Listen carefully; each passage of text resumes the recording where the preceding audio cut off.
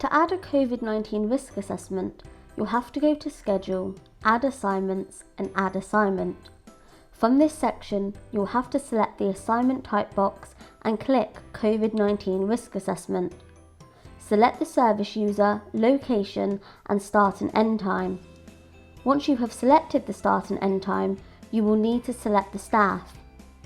Now that the assignment has been created, this will now show on the list view.